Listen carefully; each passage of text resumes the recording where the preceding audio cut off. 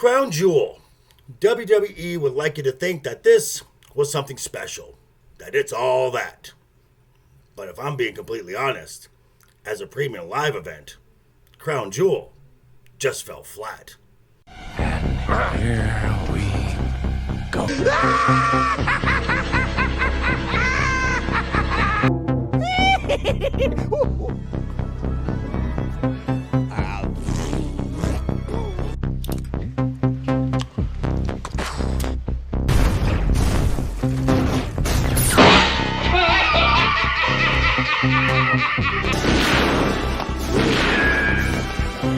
Is like gravity.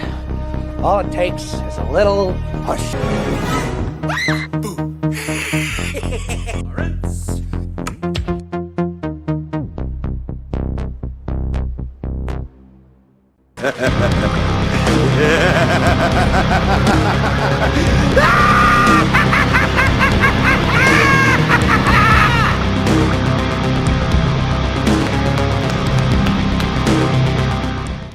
What's up, guys? How you doing? Welcome back to the channel. Glad you stopped by. And if you're brand new, welcome. Grab a seat and stay a while. But do me a couple favors first. Go down and hit that subscribe button. Go next door, ring that bell. Make sure it says all so you know when the next video pops up. Hit that like button. And before you head out, drop a comment. And if you are one of the regulars here, hey, welcome back for another round. I ask that you also hit that like button. And before you leave, drop a comment, because YouTube does love the comments. And of course, share the video out on all social media. Speaking of social media, check the links down below. Instagram and X, you can find me there. Also, check out the link to that Joker Voice merch store. Okay. Crown Jewel from Riyadh in the Kingdom of Saudi Arabia. Now, the way WWE's been talking for the last month, you would think that this event was something on the level of WrestleMania. Well, you're wrong. But what we got was a 7-match card with some very questionable creative decisions and 2 matches that frankly meant absolutely nothing. Now, that's not saying it was all bad. There were some aspects within each match that I actually enjoyed throughout the night. So let's talk about it. Here we go. Here we go. So the first match was Bloodline versus Bloodline. That's the OG Bloodline, Roman Reigns with Jimmy and Jey Uso versus Solo Sikoa, Tama Tonga, and Jacob Fatu. Poor Tangaloa. Always gets left out in these 6-man tag matches. Now, the match itself wasn't anything to write home about. After a Jacob Fatu moonsault, Solo Sikoa hits the Samoan spike on Roman Reigns, gets the cover, and as I predicted, Solo's Bloodline gets the win. Now, after the match, however, we get a beatdown as Solo's crew has the numbers 4-on-3.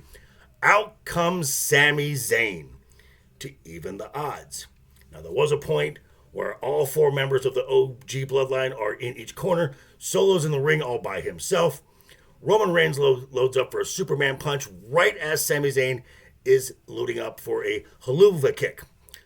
And Sami kicks Roman right in the face as Solo moves out of the way. Now, this causes discourse and distrust between the 4, Jey and Sami, Jimmy and Roman. It gets a complete mess. There's a long way to go for these egos to heal and the distrust to get mended before War Games. It sounds like a job, if only they had a wise man to fix this. I wonder if there's one of those lying around somewhere.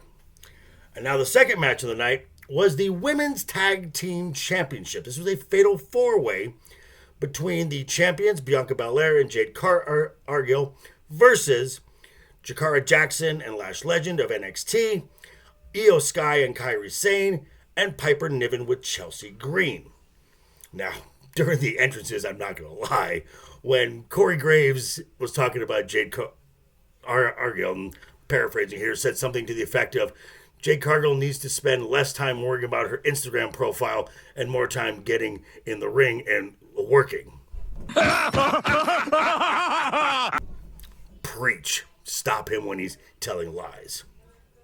Now, the match itself was actually decent. I mean, every team got their moments to shine, and I'm not going to lie here. I was actually somewhat impressed, and I understand what the WWE is seeing in Lash Legend. And that is everything they wish Jade Cargill was. Now, in the end, the champs hit a doomsday device a la the Legion of Doom on Piper Niven for the 1, 2, 3, and still your tag team champions are Bianca Belair and Jade Cargill. Now, for a match that had a very low bar going into it, for the most part, I enjoyed it. That's fair. So far, I am 2 for 2 with predicting the matches here. Now, the next match I was actually really looking forward to, and that is Seth freaking Rollins versus Big Bronson Reed. Now, before this match even started, these two were brawling up on the rampway. Once they finally got the match started and they're both in the ring, Bronson Reed hits a tsunami splash right out the gate. And you think to yourself, well, that's it. This match is over. This is quick. No. In the end, it took not one, not two, a third curb stomp. This one from the top rope. And Seth Rollins picks up the win. I mean, there's going to be a rematch for sure. But if you're trying to create a superstar in Bronson Reed, this was not the way to go. It's wrong. And here we are. We have our first champion versus champion for a Crown Jewel Championship. Liv Morgan, the Women's World Champion, versus the WWE Women's Champion, Nia Jax. Again, I said before this match even started, heel is starting off in a great place, which I'm being sarcastic there. And not only was this match ridiculous, it was boring. I mean, the only exciting moment in this entire match is when Tiffany Stratton's music hit for an attempt at a cash-in. That's a fact. Now, a Dirty Dom distracting the referee, Raquel Rodriguez giving Nia Jax a big boot to the face, Liv hits the Oblivion, and the inaugural Crown Jewel Women's Champion is Liv Morgan.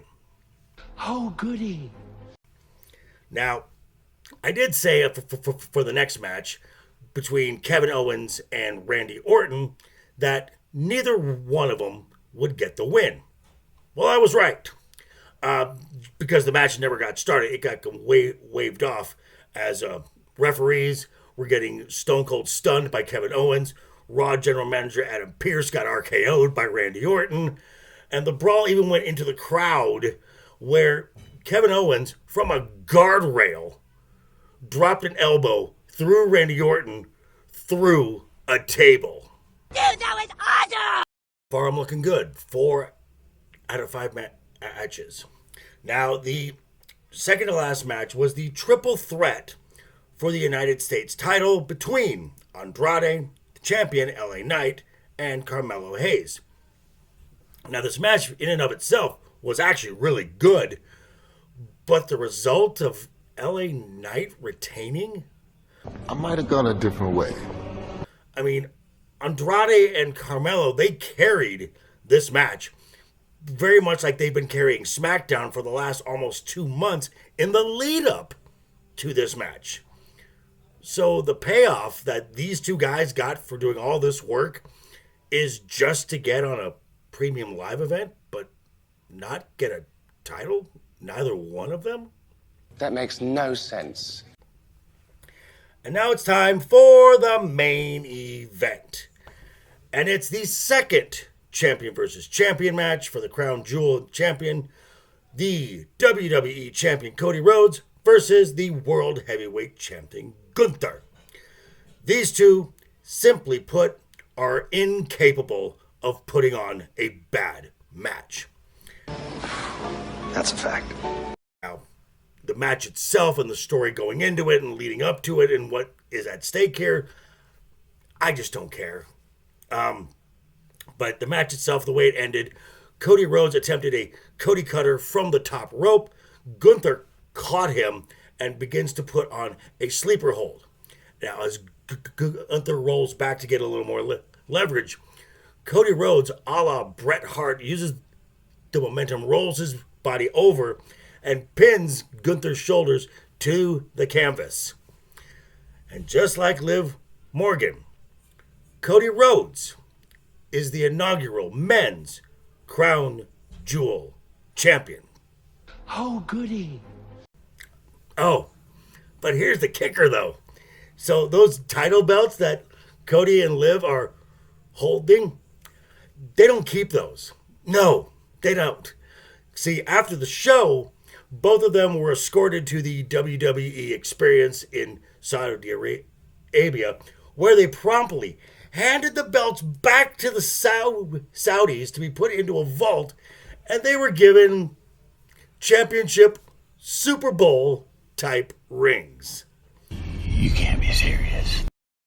Yeah, just call this the cherry on top of what was, in my opinion, a very uneventful premium live event. Yeah, I can see that. But hey, these are just my thoughts. I'm going to turn it back over to you and let me know what you thought about Crown Jewel down below in the comments, as we'll be talking more about this in depth with me and the rest of the guys on Wednesday Night is Overbooked. But yeah, thanks for stopping by, folks. Again, quick reminder before you head out the door, hit that subscribe button, ring that bell. If you liked the video, give it a thumbs up. If you didn't like the video, hey, thanks for sticking around this long. I appreciate that. Hope you had a great weekend. Have a wonderful week ahead of you. And always have fun. Hashtag keep talking. And always keep that smile on your face. Toodles.